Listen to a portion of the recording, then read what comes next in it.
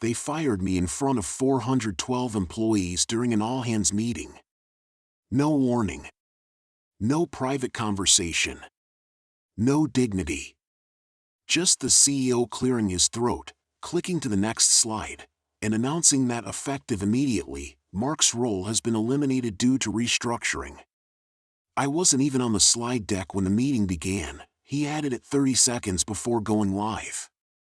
People gasped. A few whispered.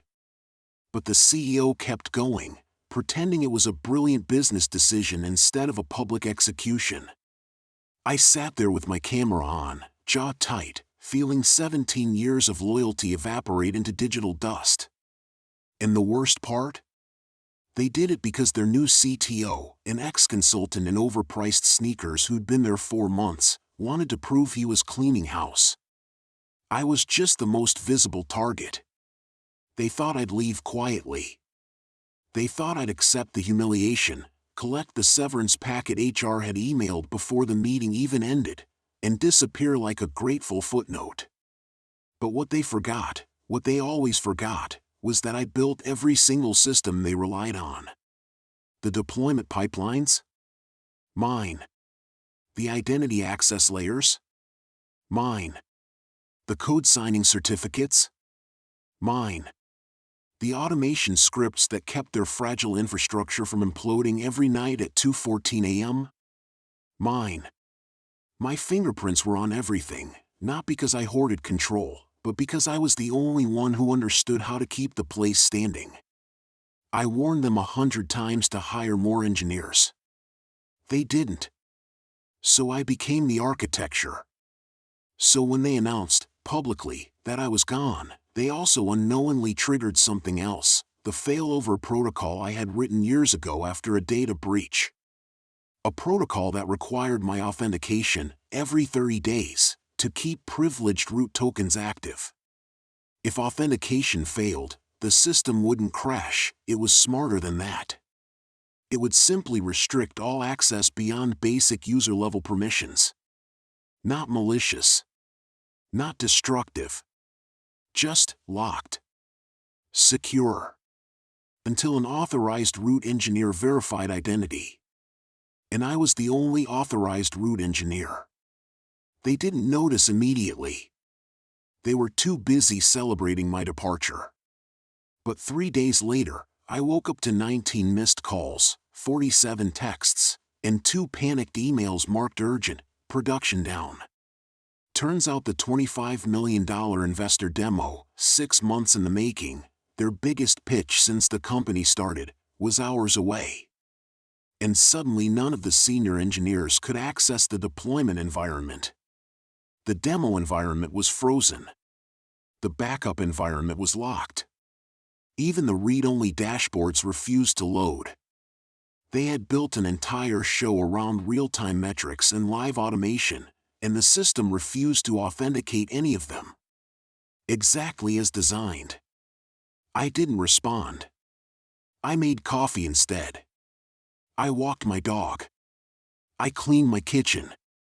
Meanwhile, the CTO melted down on Slack, screaming at engineers who barely understood 2% of the system. He tried forcing password resets. He tried regenerating tokens. He even tried deleting and recreating the service accounts, an act so desperate and reckless it nearly bricked their staging cluster for good. None of it worked. You can't brute force your way into a system designed to protect itself from careless executives who think leadership is the same thing as competence. Every path they tried led them right back to the same message: root access authentication required. Authorized engineer, M. Hartley. My name. Staring back at them. Unavoidable. Permanent. By noon, they were spiraling. By 1, the CTO had closed his office door. Rumor was he threw a stapler at the wall. The CEO was already drafting excuses for the investors. In the demo? They tried to run it with screenshots and talk their way through it. But investors don't give you $25 million for a slideshow and wishful thinking. The moment they realized none of the live functionalities worked, Their faces hardened. The CTO stumbled through his talking points, sweating through his designer shirt. The CEO tried to sound confident. None of it landed. The investors didn't just decline the deal. They walked out. Without a word. By late afternoon, HR called me. 3 times. Then emailed. Then texted. Finally, I picked up, not because I felt bad, but because I was tired of the notifications buzzing through my pocket.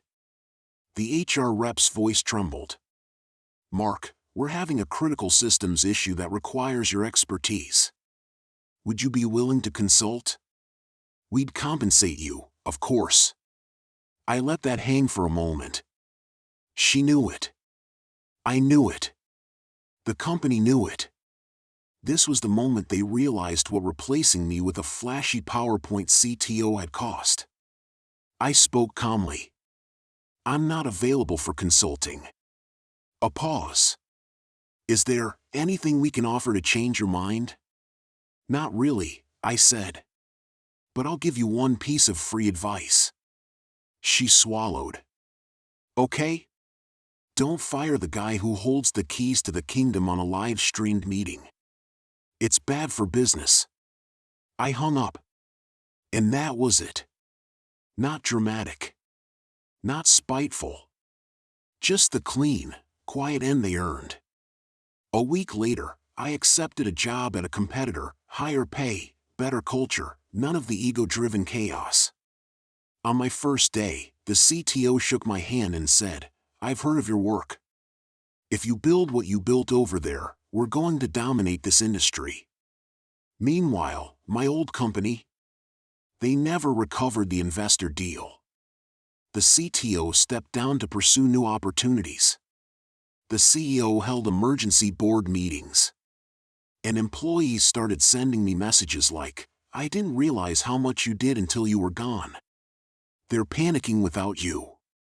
You deserve better. I'm glad you found it." And they were right. I did. I do. Revenge doesn't always come as an explosion. Sometimes it arrives quietly, built into the architecture of the systems you designed, predictable, logical, unavoidable. Sometimes karma just needs a little automation. And the best part? I never broke a single rule. I never touched a single file after I was fired. I never sabotaged, manipulated, or interfered. I simply let their own arrogance collide with reality. Turns out, that was more than enough. Over the next month, the company didn't just wobble, it cratered. The board demanded a full post-mortem on the failed investor demo. The CTO tried to claim unforeseen technical failures, but the engineers pushed back. Quietly at first, then more publicly.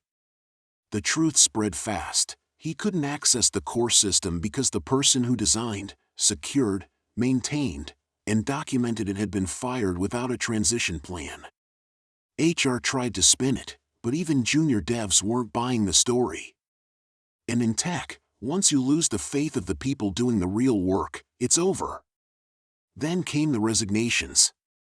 First, 2 senior back-end engineers left. Then 3 DevOps staff. Then half the data team.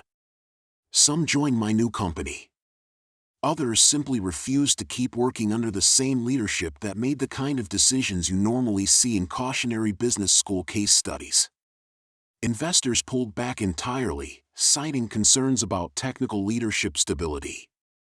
That was a polite way of saying, if you fire the architect of your infrastructure in public and then beg him to fix it privately, we don't trust you with money.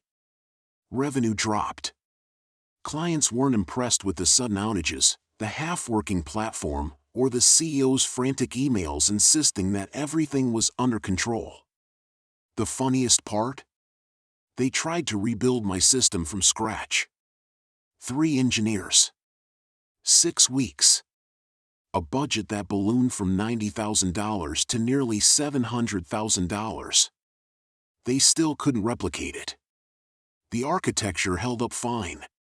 The leadership didn't. Meanwhile, at my new job, things clicked. They didn't treat engineering as a cost center. They didn't hide problems. They didn't weaponize HR. They asked questions, they listened, and they respected expertise. 3 months in, I led a redesign of their pipeline. 6 months in, I was managing a team. A year later, I was negotiating equity. I bumped into one of my old coworkers at a conference. He told me the CEO had stepped down, the CTO was advising, industry code for sent home, and the company was in acquisition talks, fire sale pricing. Honestly, he said, the place fell apart the moment you left. I didn't feel triumphant. I didn't feel angry. I just felt done. The thing about revenge is people assume it's a strike, a counterattack, a moment of retaliation. But the real version? It's simply removing your contribution from a place that never appreciated it. You don't have to burn anything down. You just walk away. Some companies collapse all on their own. Months after leaving, I got an email from someone I didn't expect, the CFO of my old company. Short, clipped, and painfully polite. He asked if I'd be willing to consult for a few weeks because the systems had become operationally unstable and certain automation workflows had ceased functioning entirely. Translation: the duct tape they slapped over my architecture had dried up and fallen off. I didn't reply. Not out of spite, I just didn't know them anything anymore. 2 days later, the same CFO sent a second message. This one longer, more desperate, full of phrases like critical timeline, client escalation, and regrettable oversight. I archived that one too. Then a third email came, this time from a personal account. He offered $400 per hour and complete autonomy. I didn't even open it. I was sitting in my new office that day, finalizing a design review for a product that actually mattered, surrounded by a team that valued me. The CEO walked by, tapped my doorframe, and asked if I wanted to join a strategy meeting to help pitch a new initiative. It was a small moment, but it meant everything. Not long after, word spread that my old company had been acquired. Quietly. Cheaply. With layoffs. They'd gone from boasting about a $25 million strategic partnership to begging for a life raft. People sometimes ask if I feel guilty. But guilt only comes when you harm someone. Walking away from a place that publicly humiliated me? That's not harm. That's self-respect. And the systems I built? They didn't fail them. Their leadership did. In the end, I didn't need revenge. I just needed to stop giving my talent to people who mistook it for something disposable. Sometimes, the justice you get is simply the life you build afterward, steady, respected, and entirely yours. 6 months after the acquisition, I got a message from a former colleague. They shut the office down today. Not relocated. Not remodeled. Shut down. The new parent company had done a full audit and realized exactly what I had predicted years ago. The infrastructure was unstable, undocumented, and being held together by engineers who were doing their best with something they never designed. Without leadership that understood any of it, the place had become a money pit. Some executives were reassigned. Some were transitioned out. And some simply disappeared from LinkedIn altogether. But the employees? Most of them landed on their feet. Some even reached out to me later, saying they wished they'd followed my lead earlier. One message stood out: I didn't realize how bad it was until you left. Everything felt heavier after that. People rarely understand how much one person stabilizes an entire operation until that person is gone.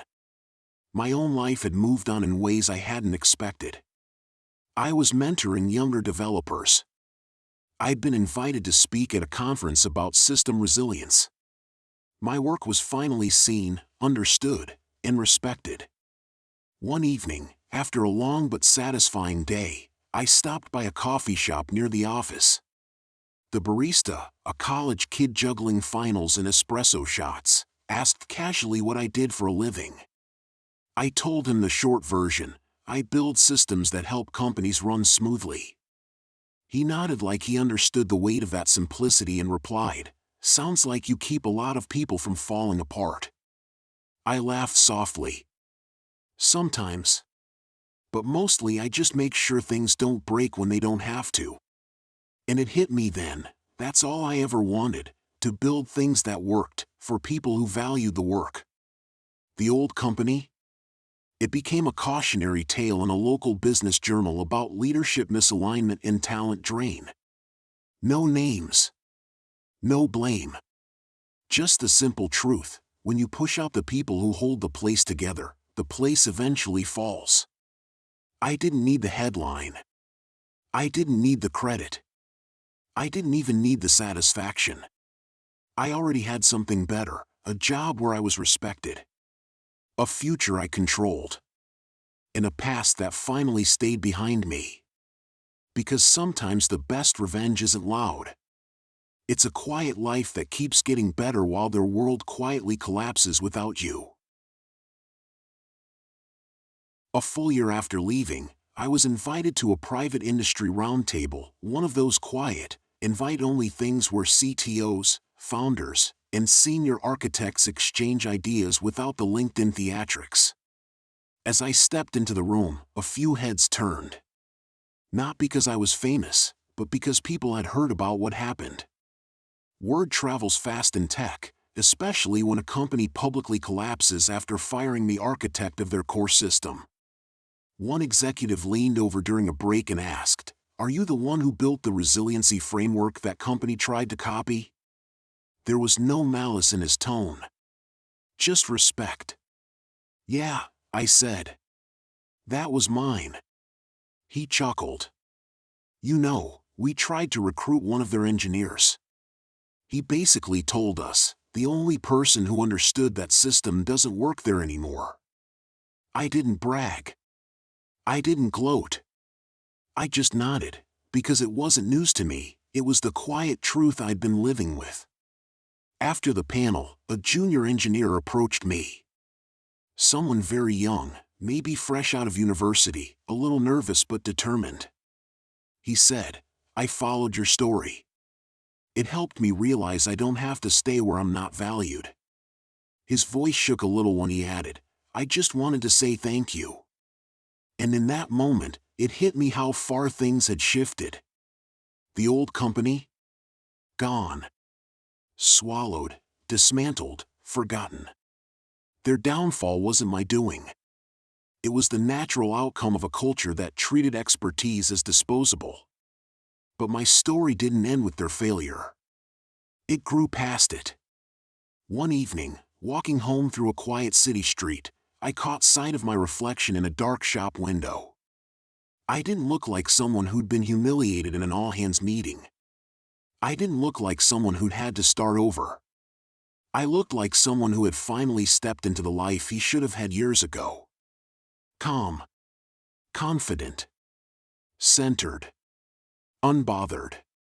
The real revenge wasn't the system lockout or the disastrous $25 million demo. Those were just symptoms of their own incompetence. The real revenge was becoming the person I was now. Respected. Sought after. Busy building things that mattered.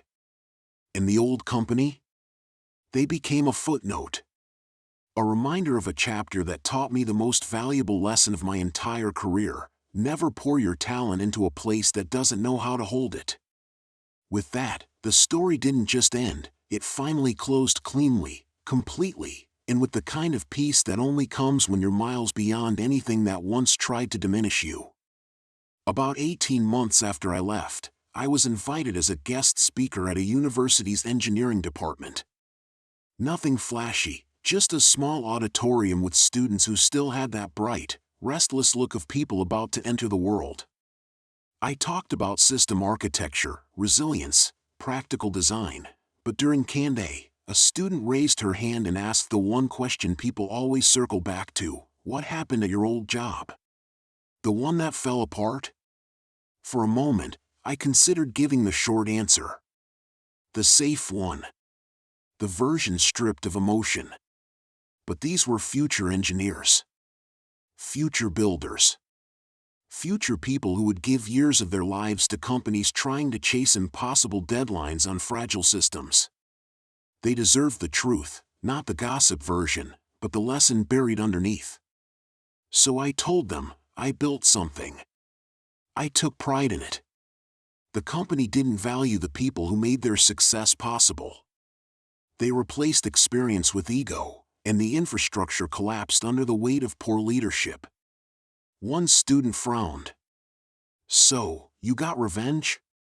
I smiled. No. I left. They destroyed themselves. A quiet ripple passed across the room as the idea landed, the kind of silence that means people are thinking, not judging. Sometimes, I continued, you don't have to fight someone who's determined to sink their own ship. You just step off before they do. And that was the truth in its purest form. Later that evening, walking out of the building, I found myself standing under a street lamp while a warm breeze pushed through the trees. The weight of the past felt strangely distant, like something that had happened to someone else entirely. My phone buzzed with a message from my current CEO. Great work today. Let's catch up tomorrow about the expansion plans. Expansion plans. Growth. Direction. Everything the old place never had the maturity to build. For the first time in a long time, I realized how far I'd come, not by force, not by revenge, not by spite, but by choosing a place where my effort actually mattered. I didn't just escape the old company. I outgrew them. Their collapse wasn't my legacy. This life was. A steady career. A respected voice. A future unfolding on my terms. And as I walked to my car, I felt a quiet, final sense of closure. The best revenge isn't a dramatic moment. It's a life so solid, so earned, so peaceful, that the people who wronged you stop feeling like enemies and start feeling like strangers from a story you no longer tell. Because you've become someone they could never have kept, even if they'd been smart enough to try. A couple of years after everything happened, I was invited to a small private dinner hosted by a well-known tech incubator. Not a gala, not a networking circus, just a long wooden table, warm lighting, and a dozen people who actually built things rather than just talked about building them. Near the end of the evening, one of the directors, an older guy with silver hair and the calm confidence of someone who'd survived 3 decades of industry storms, leaned toward me and said, I heard your old company went under after the acquisition. A shame, but predictable. I looked at their leadership structure years before and thought, this won't hold. I raised an eyebrow. You knew it back then? He nodded. Companies don't collapse because systems break, he said. Systems break because the culture collapses first. From what I've heard, you were the one stable pillar holding up the building. I didn't respond immediately. It wasn't modesty. It was recognition. Because by that point, I'd long stopped thinking of myself as someone who'd been wronged, or someone who got even. I'd grown into someone who understood that competence is rare, and undervalued places tend to lose it. The director sipped his drink and added, almost casually, you're better off where you are. Builders should never waste themselves on people who can't see value unless it's printed on a KPI report. You seem happier now. And he was right. I was waking up without dread. Solving problems that mattered. Leading a team that trusted me. Building things that wouldn't fall apart the moment I stepped away. A week later, I ran into an old coworker at a grocery store. Someone who had survived the chaos, left after the acquisition, and moved on just like I did.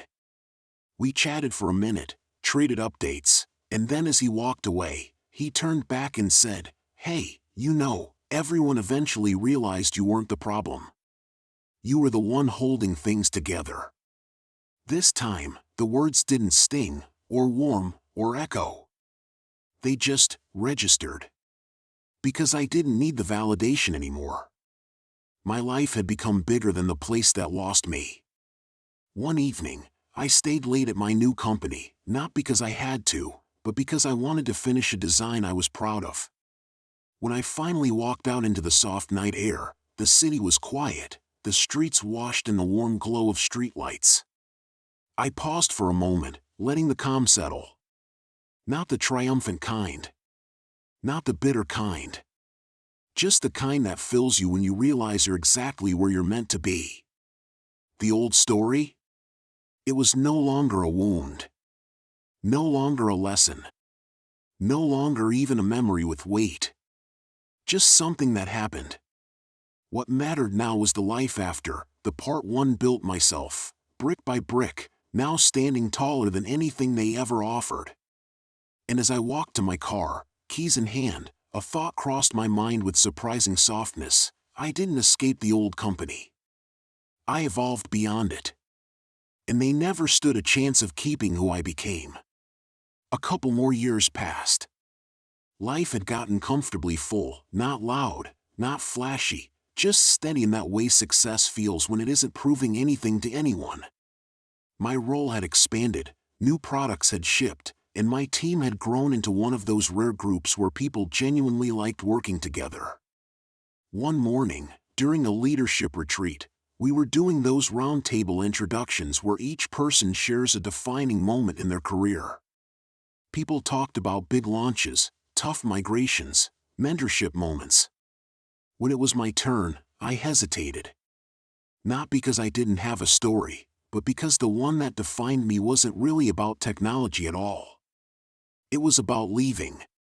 So I said, my defining moment wasn't a project I built. It was realizing I didn't have to stay somewhere that didn't value me.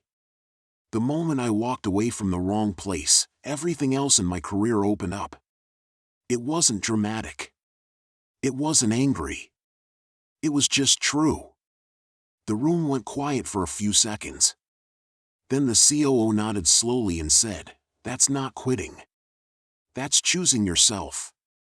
The rest of the table murmured in agreement, not the polite kind, but the kind that means the idea actually hit home. And I realized something then. This story wasn't about revenge. It wasn't even about the collapse of my old company. It was about understanding worth, not market value, but personal value, and the courage it takes to move somewhere that treats it as real. Months later, I received another unexpected message. Not from my old CFO. Not from any executive. From someone I barely remembered, a junior engineer who had been hired right before I left. She wrote, "I wanted to thank you. I didn't know you well, but your exit made a big impact on me. It taught me what it looks like to have a backbone in an industry that often runs on fear. Because of that, I left a toxic place last year and found a job where I finally feel safe and respected. I owe you that." I sat with that message for a while.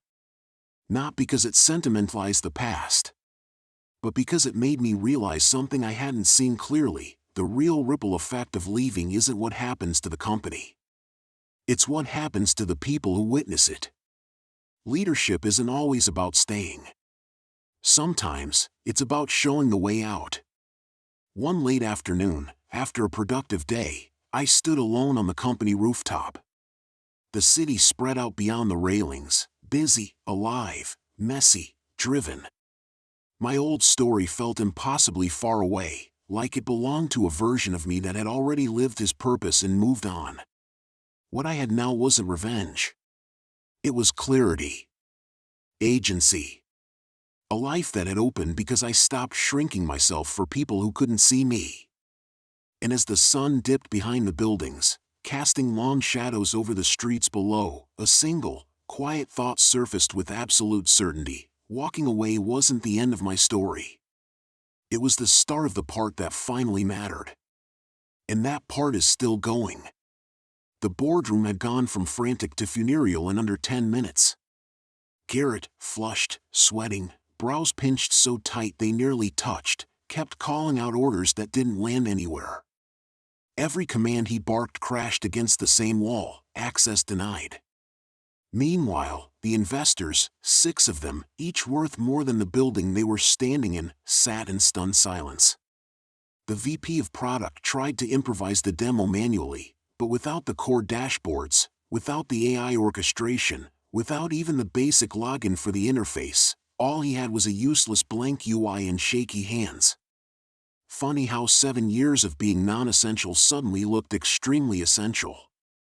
They didn't dare look at me, but they couldn't stop glancing my way either, like a group of people who'd poked a sleeping dog and realized too late it wasn't sleeping. Garrett cleared his throat. "This is clearly a temporary outage." One investor leaned back, unimpressed. "So your flagship platform collapses when your chief architect is terminated mid-rollout?" "That's what I'm hearing." Garrett paled. "That's not, the system is robust. This was just an unfortunate timing issue." Another investor, a sharp-eyed woman with a tone like chilled steel, cut in. "You fired the person who built it 3 hours before the single most important pitch of your quarter?" His mouth opened, closed, opened again. He looked almost childlike, suddenly. "We followed proper HR procedures." The room went dead silent. Then she said what everyone was thinking: "Your HR procedures just cost you $25 million. She stood. The other investors rose with her. Garrett scrambled after them, voice cracking. "Wait, we can reschedule. Give us 24 hours. The system will be restored. It should have been stable today," she said. "Your operations clearly aren't." They walked out without even shaking his hand. The door closed. For a long moment nobody breathed. Then the COO turned toward him, fury in her eyes. "You absolute idiot. You ego-fired the one person holding your infrastructure together?" The CFO slammed his laptop shut. "I'm not explaining this to the board." "You are."